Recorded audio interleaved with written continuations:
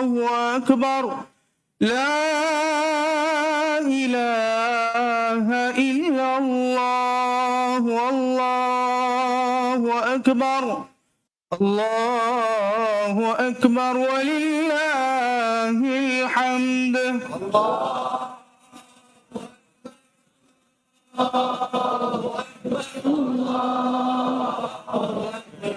لا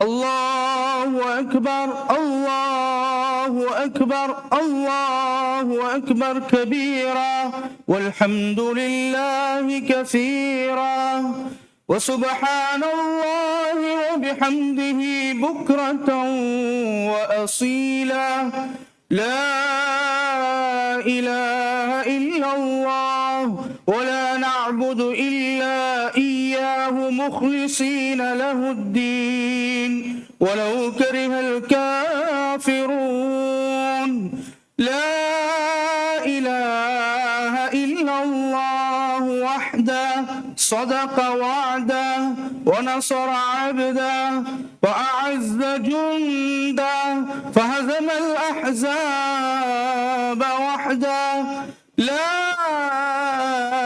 إله إلا الله الله أكبر الله أكبر ولله الحمد الله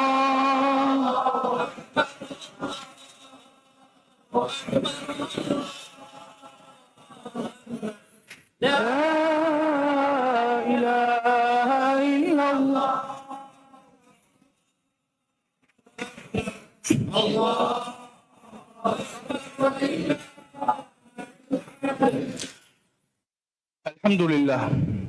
الحمد لله رب العالمين والصلاة والسلام على رسول الله وعلى آله وصحبه أجمعين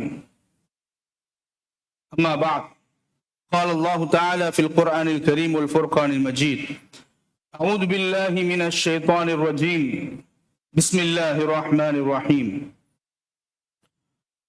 ربنا إني أسكنت من ذريتي بواد غير ذي زرع عند بيتك المحرم ربنا ليقيموا الصلاة فاجعل أفئدة من الناس تهوي إليهم وارزقهم من الثمرات لعلهم يشكرون صدق الله العلي العظيم.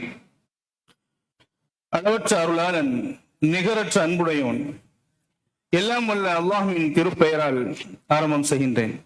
அல்லாஹுவின் சாந்தியும் சமாதானமும் எம் உயிரிலும் மேலான உத்தம நபி தூதர் முஹம்மது ஸல்லல்லாஹு அலைஹி வஸல்லம் அவர்கள் மீதும் அவர்களுடைய வாழ்க்கை நெறியை பின்பற்றி நடந்த அத்துணை நல்லடியார்கள் மீதும் குறிப்பாக நம் அனைவர் மீதும் என்றென்றும் நின்று நிலவட்டுமாக ஆமீன். அருமையான அல்லாஹுவின் நல்லடியார்களே, சகோதரர்களே, மகிழ்ச்சிகரமான அல்லாஹ்வுடைய மாபெரும் கிருபையை கொண்டு சிறப்பான ஒரு நாளிலே நாம் எல்லாம் ஒன்று கூடியிருக்கின்றோம். ஹஜ்ஜு பெருநாள் என்று சொல்லுகின்ற பொழுது அந்த ஹஜ்ஜு பெருநாளுடைய மகத்துவத்தை நாம் புரிந்து கொள்ள வேண்டும் என்றால் ஹஜ்ரத் இப்ராஹிம் அலைஹிஸ்ஸலாம் அவர்களுடைய குடும்பம், இதனுடைய தியாகம், இவைகளை நினைவு கூறாமல் நம்முடைய ஹஜ்ஜுடைய பெருநாள் நம்மால் கொண்டாட இயலாது. ஏன் அல்லாஹு தஆலா குர்பானியை இந்த மனித சமுதாயத்திற்கு மத்தியில் கொண்டு வந்திருக்கின்றான்? ஏன் அல்லாஹு தஆலா ஹஜ்ஜுக்கு வர சொல்லி ஹஜ்ஜுடைய கிரிகைகள் அனைத்தையும் அல்லாஹு தஆலா நபி இப்ராஹிம் அலைஹிஸ்ஸலாம் அவர்களை நினைவு கூறும் விதமாக ஒவ்வொரு செயல்முறையையும் அல்லாஹு தஆலா அமைத்திருக்கின்றான் என்பதையெல்லாம் நாம் புரிந்து கொள்ள வேண்டும். ஹஜ்ஜு பெருநாள் வருகிறது என்றால் நம்மளா குளிச்சு காலையில நிம்மதியா அழகான முறையில ட்ரெஸ் பண்ணி சிறப்பாக அத்தர்லாம் பூசிக்கிட்டு நம்ம வந்து தொழுகிறோம் இல்லையா? சந்தோஷமாக மக்களுக்கு மத்தியிலே நம்முடைய பாசத்தையும் அன்பையும் பிணைப்பையும் நம்முடைய வாழ்த்துக்களையும் நாம் பரிமாறிக்கொள்கிறோம் இல்லையா? இந்த மகிழ்ச்சிக்கு பின்னால் ஒரு மாபெரும் சரித்திரம் இருக்கிறது. இந்த சந்தோஷத்திற்கு பின்னால் மிகப்பெரிய தியாகங்கள் இருக்கிறது. இந்த சந்தோஷத்திற்கு பின்னால் ஒரு மிகப்பெரிய வரலாறு இருக்கிறது. அதுதான் ஹஜ்ரத் இப்ராஹிம் அலைஹிஸ்ஸலாம் அவர்களுடைய குடும்பத்தினுடைய தியாகமும் வாழ்க்கை வரலாறும். ஹஜ்ரத் இப்ராஹிம் அலைஹிஸ்ஸலாம் அவர்களுக்கு எண்ணற்ற சோதனைகளை அல்லாஹு தஆலா கொடுத்தான். நிறைய நம்ம கேள்விப்பட்டிருப்போம். இப்ராஹிம் அலைஹிஸ்ஸலாம் அவர்களுடைய சிறு வயதிலிருந்தே தன்னுடைய குடும்பத்திற்குள்ளேயே பல எதிர்ப்புகள், ஓர் இறைவனை வணங்க வேண்டும் என்று சொன்ன காரணத்தினால் தன்னுடைய ஊரில் இருந்து ஒதுக்கி வைக்கப்பட்டார். தன்னுடைய குடும்பத்தில், சொந்த குடும்பத்திலேயே மிகப்பெரிய பலத்த எதிர்ப்பு. இளம் வயதிலேயே அவர்களுக்கு அப்படிப்பட்ட துன்பங்கள், சோதனைகளை அல்லாஹ் தஆலா கொடுத்தான். அல்லாஹ் எப்பொழுதுமே சோதனைகளை கொடுக்கின்றான் என்றால் நம்மை பரீட்சிப்பதற்காக, நம்மை டெஸ்ட் பண்றதுக்காக அல்லாஹ் தஆலா ஒவ்வொரு முறையும் கொடுப்பான். ஏன் என்று இப்ராஹிம் அலைஹிஸ்ஸலாம் அவர்களை பற்றி உலகெங்கிலும் அந்த தீனுல் இஸ்லாத்தை இப்ராஹிமுடைய தீன் என்று நாம் சொல்லுகின்றோம். இப்ராஹிம் அலைஹிஸ்ஸலாம் அவர்களை கொண்டாடுகின்றோம். ஏனென்றால் இப்ராஹிம் அலைஹிஸ்ஸலாம் அவருடைய வாழ்க்கை தியாகங்கள் அப்படி. கலீலுல்லாஹ் அப்படின்ற பட்டத்தை ரொம்ப சாதாரணமாக நாம் பெற்றுவிட முடியாது. அல்லாஹ்வுடைய தோழர், நண்பர். ஏன்? இப்ராஹிம் அலைஹிஸ்ஸலாம் அவர்கள் இளம் வயதில் இருந்தே அந்த டெஸ்டுக்கு தயாராக, அந்த டெஸ்ட்ல ஒவ்வொன்றையும் பாஸ் ஆகிட்டே வந்தாங்க. அடுத்து அவர்கள் சமுதாயத்தில் மிகப்பெரிய சோதனைகளை சந்தித்தார்கள். பிறகு அவர் வளர்ந்த பிறகு அவருடைய வாழ்க்கையில ஒரு மிகப்பெரிய ஒரு எதிரியை எதிர்த்து நின்றார்கள். ஓரிரை கொள்கைக்காக மிகப்பெரிய கொடுங்கோலனை எதிர்த்து நின்றார்கள். ஓரிரை கொள்கையை சொன்னதற்காக நெருப்பு குண்டத்திலே அவர்களை தள்ளிவிட்டார்கள். இதெல்லாம் நம்ம படிச்ச ஸ்டோரி, கேள்விப்பட்டிருப்போம் நிறைய. குல்னா யா நாரு கூனி பர்தம் வ சலாமா என்று அல்லாஹ் தஆலா அந்த மாபெரும் நெருப்பு குண்டத்தில் அல்லாஹ்வுடைய ஆணை இறங்கியவுடன் அது அப்படியே குளிரூட்டப்பட்ட ஒரு கம்ஃபர்டபிளான ஒரு ஸ்பேஸ் பிளேஸாக மாறியது.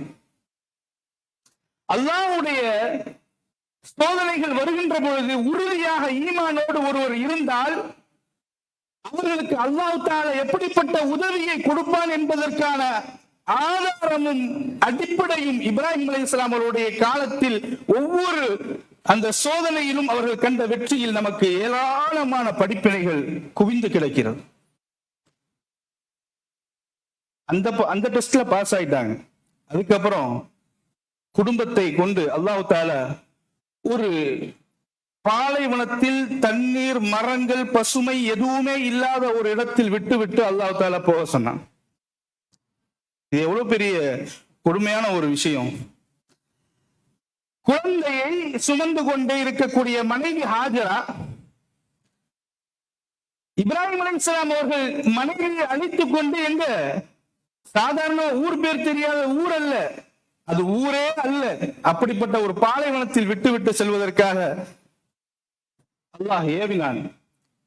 அல்லாஹ்வுடைய அந்த கட்டளையை ஏற்றவர்களாக அங்க கொண்டு போய் விட்டாங்க. இப்ராஹிம் அலைஹிஸ்ஸலாம் அவர் தன்னுடைய அன்பு கணவரை நோக்கி ஹாஜரா அம்மையார் சொல்லுகிறார்கள், இது அல்லாஹ்வுடைய கட்டளையா? யாருமே இல்லாத ஒரு இடத்திலே எங்களை விட்டு செல்கிறீர்களே. ஆம், இது இறைவனுடைய கட்டளை. நான் இறைவனை நம்புகிறேன். இறைவன் முழுவதும் நம்மையும் நம்மை குடும்பத்தார்களையும் அல்லாஹ் தஆலா கைவிட்டு விட மாட்டான் என்ற உறுதியான அந்த நம்பிக்கையோடு விட்டு சென்றார்கள். கொஞ்சம் பேரிச்சம்பழங்களையும் கொஞ்சம் தண்ணியும் வைத்திருந்த அவர்கள், இப்ராஹிம் அலைஹிஸ்ஸலாம் அவர்கள் போன பிறகு அதை வைத்து சாப்பிட்டுக்கிட்டு இருந்தவங்க, அந்த கையில் இருந்த உணவுகளும் தீர்ந்து விட்டது. குழந்தை பாலுக்காக இயங்குகிறது. அவர்கள் உண்டால்தான் பால் சுரக்கும். அவர்களும் உடம்பில் தெம்பில்லாதவர்களாக பால் இல்லாத அந்த குழந்தைக்கு அல்லாஹ் எப்படி உதவினான்? இங்கும் அங்குமாக ஓடுகிறார்கள். ஓடி அங்கே எங்கேயும் தண்ணீர் கிடைக்குமா, ஏதாவது கிடைக்குமான்னு பாக்குறாங்க. எதுவுமே கிடைக்கல. தூரத்துல ஏதோ கூட்டம் வர்ற மாதிரி இருக்குது. ஆனா அது கூட்டம் அல்ல, காணல் நீர்.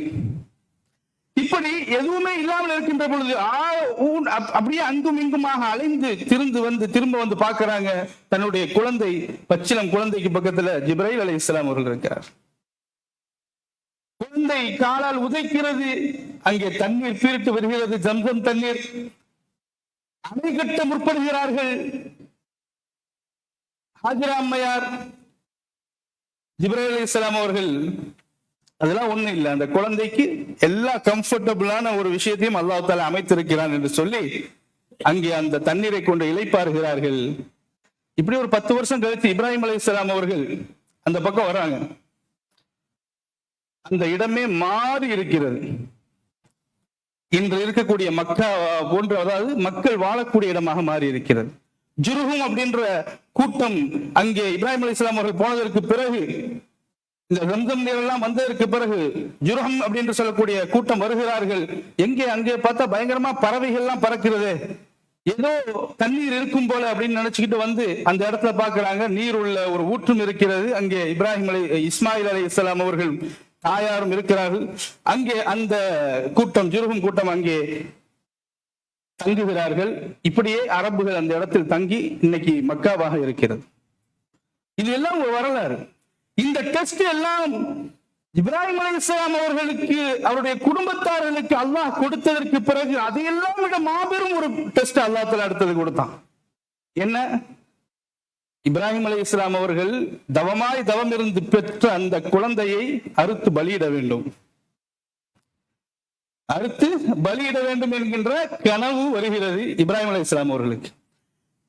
அந்த கனவின் வெளிப்பாடாக உறுதியாக இது இறைவனுடைய கனவு என்பதை அறிந்து கொண்ட இப்ராஹிம் அலைஹிஸ்ஸலாம் அவர்கள் தன்னுடைய மகன் இஸ்மாயில் அலைஹிஸ்ஸலாம் இடத்தில் போய் கேட்கிறாங்க. முதல்ல ஒப்பீனியன். இன்னி அரா ஃபில் மனாமி அன்னி அஸ்பஹுக ஃபன்துர் மாதா தரா.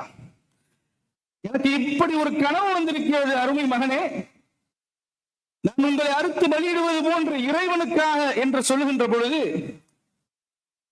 அந்த இஸ்மாயில் அலைஹிஸ்ஸலாம் அவர்கள் என்ன பதில் உரைத்தார்கள் தெரியுமா? அதை அல்லாஹ் தஆலா பெருமையாக சொல்லி காட்டுகின்றார். யா அபதி, என்னுடைய அருமை தந்தையே,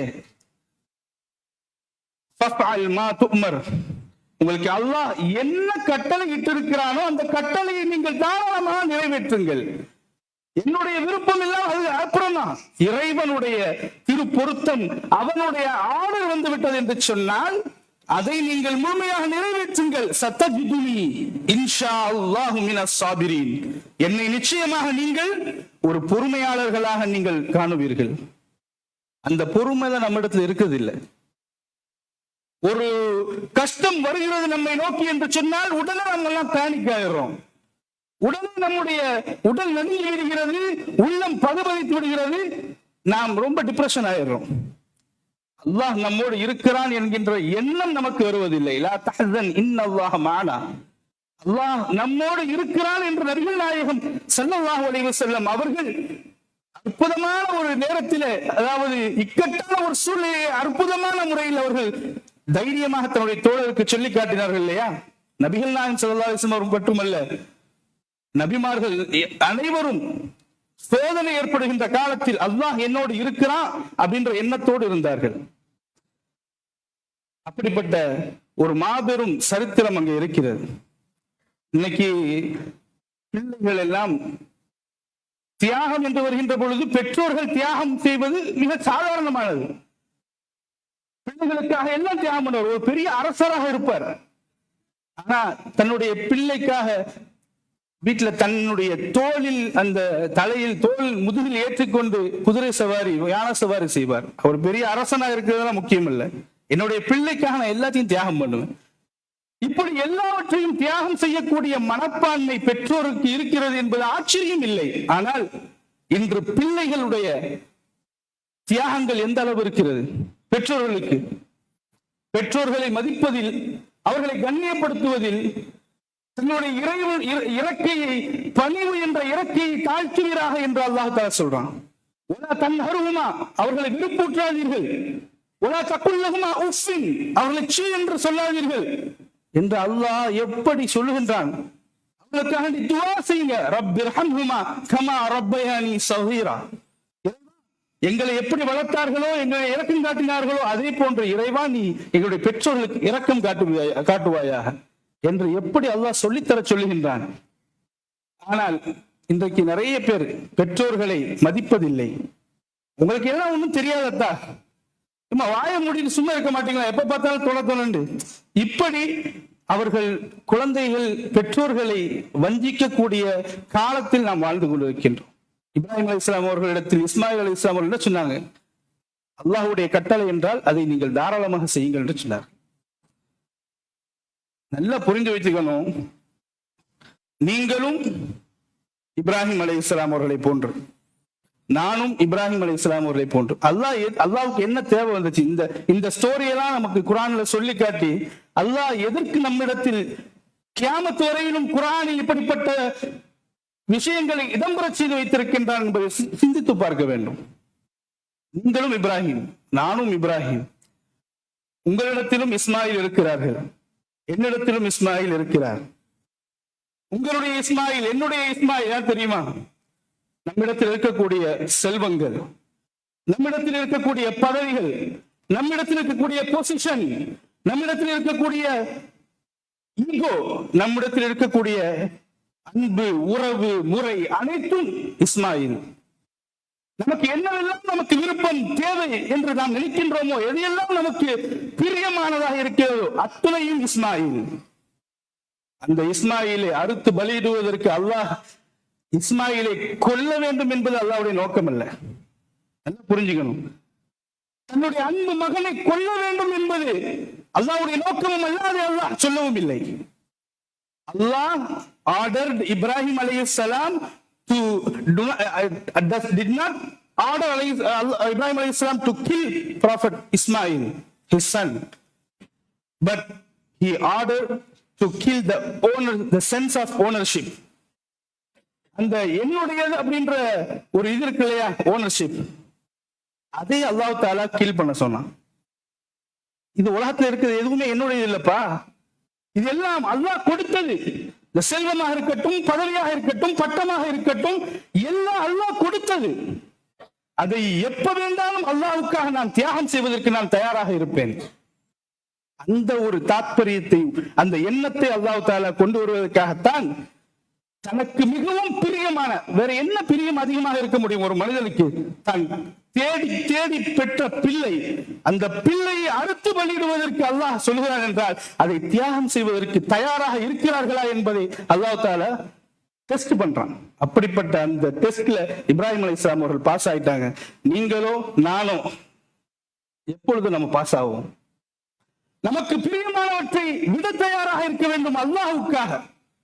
அப்படிப்பட்ட ஒரு சிறப்பான ஒரு நிலையில் நாம் இருந்தோம் என்று சொன்னால் நாம ஈமான்ல பெஸ்ட் ஒரு நல்ல நிலைமைக்கு வந்துட்டோம் அர்த்தம்.